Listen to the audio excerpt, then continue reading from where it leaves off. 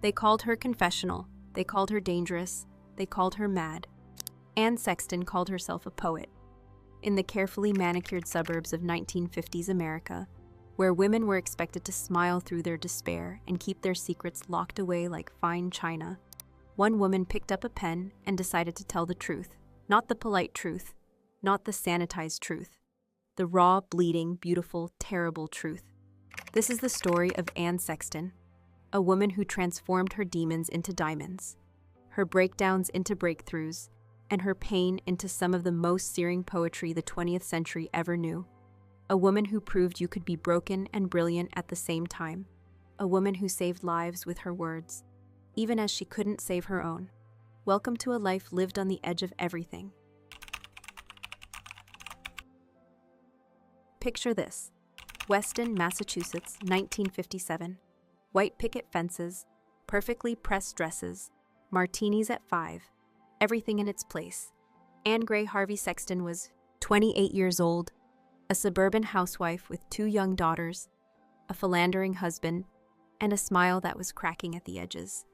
She had everything a woman was supposed to want, and she was drowning. Born in Newton, Massachusetts in 1928, Anne grew up beautiful and rebellious. She eloped at 19 with Alfred Sexton, a handsome wool salesman who would become both her anchor and her tormentor. They had 2 daughters, Linda and Joy, and from the outside, it looked like the American dream. But inside that perfect house, Anne was falling apart. She had her first mental breakdown after Joy's birth. Then another, depression wrapped around her like a suffocating blanket. She made her first suicide attempt on her 28th birthday. Her psychiatrist, Martin Orne, searching for something to keep her alive, suggested she try writing poetry. Anne Sexton had never written a poem in her life. She was about to change American literature forever. There's something almost miraculous about what happened next. This suburban housewife with no formal education beyond high school discovered she had a voice that could shake the walls down.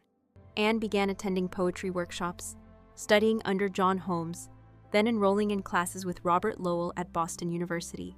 And there in those rooms, thick with cigarette smoke and artistic ambition, she met her poetic soulmate, Sylvia Plath. Picture the scene: Boston University, 1958.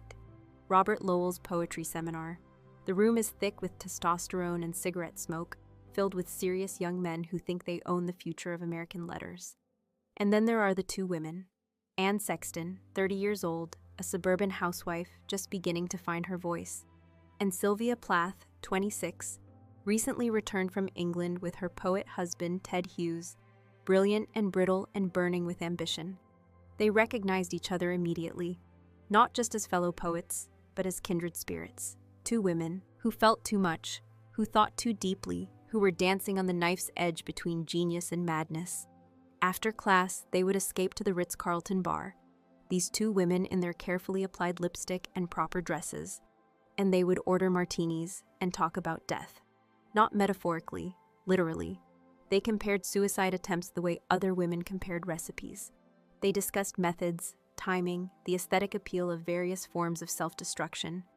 "We talked death with burned-up intensity," Anne would later write, "both of us drawn to it like moths to an electric light bulb."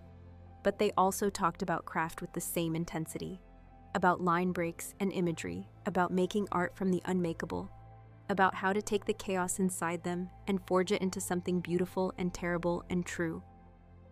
Sylvia was disciplined, precise, controlled. She rose at 4 in the morning to write before her children woke, treating poetry like a religion. Anne was more chaotic, more spontaneous, writing in fits and bursts of inspiration. But both were absolutely committed to the work, to pushing language to its breaking point. They became each other's witnesses. When the world wanted to dismiss them as hysterical women, they saw each other clearly, as artists, as truth-tellers, as revolutionaries in cardigans. Anne's early poems were revelations, but it's her kind, perhaps her most famous work, that became her manifesto, her declaration of independence from everything a woman was supposed to be. Listen to this. "I have gone out, a possessed witch, haunting the black air, braver at night. Dreaming evil, I have done my hitch over the plain houses. Light by light, lonely thing, 12-fingered, out of mind. A woman like that is not a woman quite. I have been her kind. I have found the warm caves in the woods, filled them with skillets, carvings, shelves, closets, silks, innumerable goods, fixed the suppers for the worms and the elves, whining, rearranging the disaligned. A woman like that is misunderstood. I have been her kind. I have ridden in your cart, driver, waved my nude arms at villages going by, learning the last bright routes, survivor where your flames still bite my thigh and my ribs crack where your wheels wind. A woman like that is not ashamed to die. I have been her kind.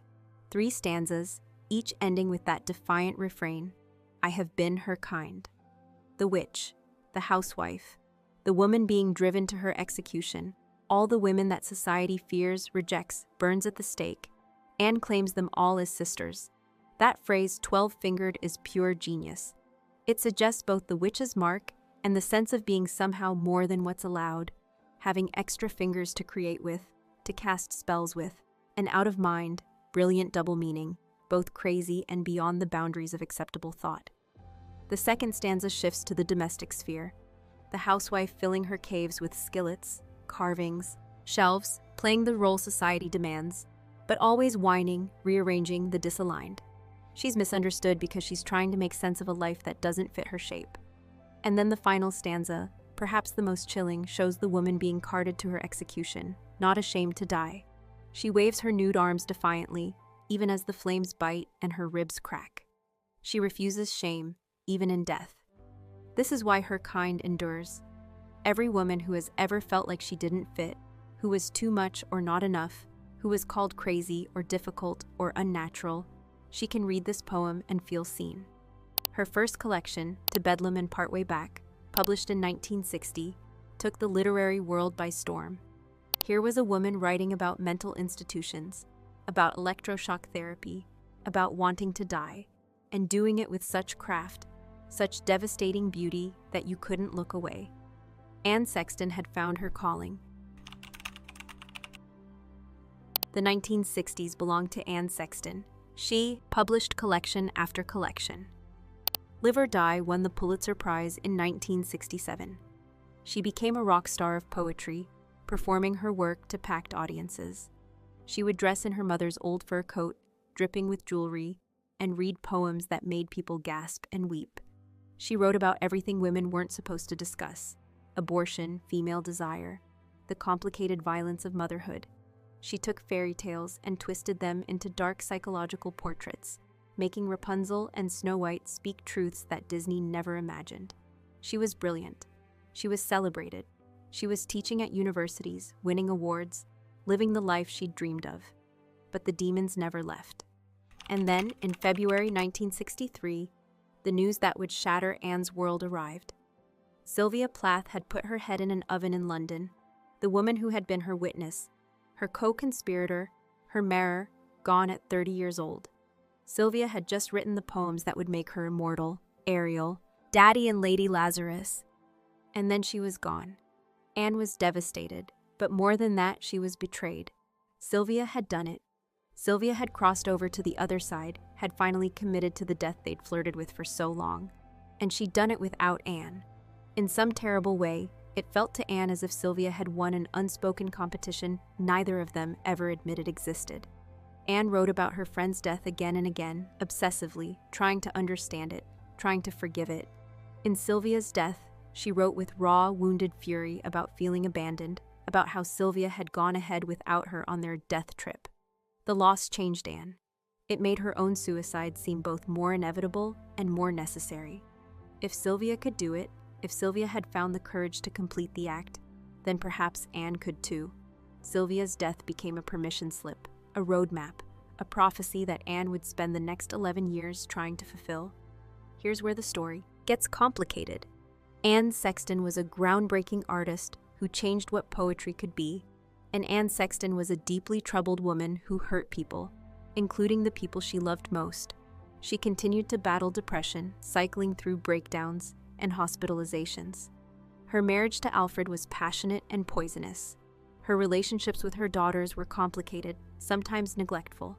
There are serious allegations about her behavior as a mother, about inappropriate boundaries, about harm caused. She had affairs, she drank too much. She was addicted to pills, she could be manipulative, self-destructive, cruel. And through it all, she wrote. She wrote as if her life depended on it, because it did. By the early 1970s, Anne was becoming the thing she'd always feared, her mother. She was in her mid-40s, still beautiful, still talented, but something essential was breaking down. Her poetic voice was shifting, becoming darker, more fragmented. The Death Notebooks and The Awful Rowing Toward God explored her obsession with mortality. She was rowing toward God, she wrote, but the sea was fit and the shore kept receding. Sylvia's ghost haunted her. So many of the poets she knew were dying, by suicide, by addiction, by the sheer weight of their gifts.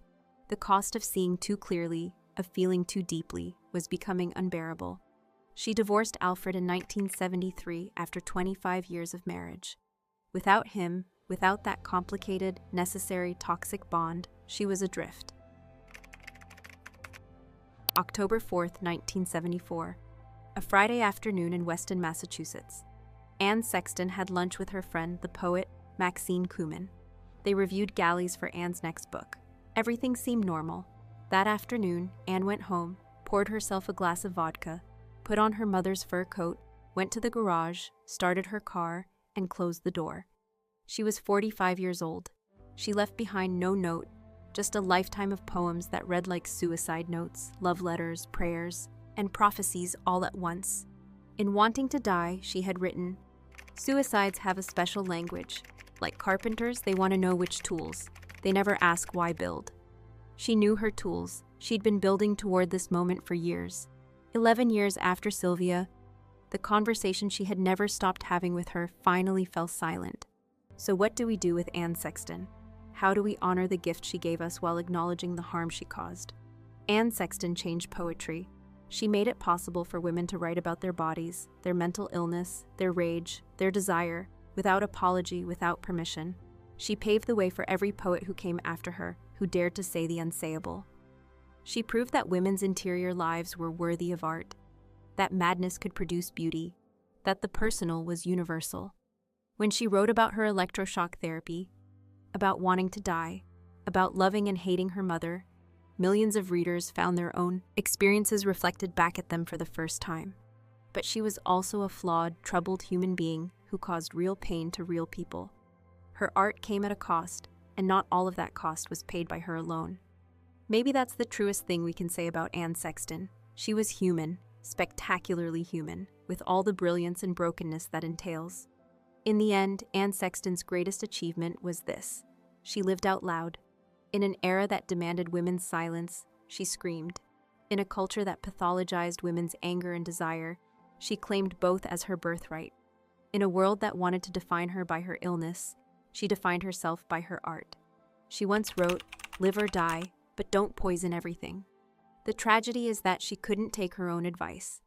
The triumph is that her poems live on, fierce and honest and necessary, speaking for everyone who has ever felt too much, loved too hard, or stared into the darkness and refused to look away.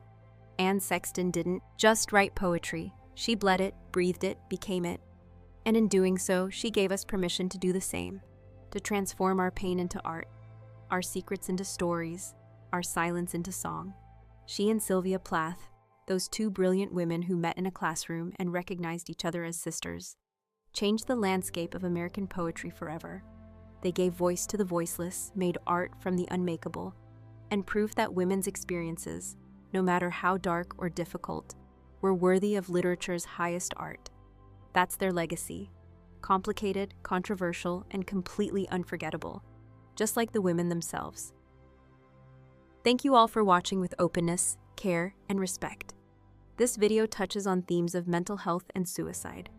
If these topics feel heavy, please consider talking about it with someone you trust, or reaching out for professional support if needed. Take good care of yourself and each other.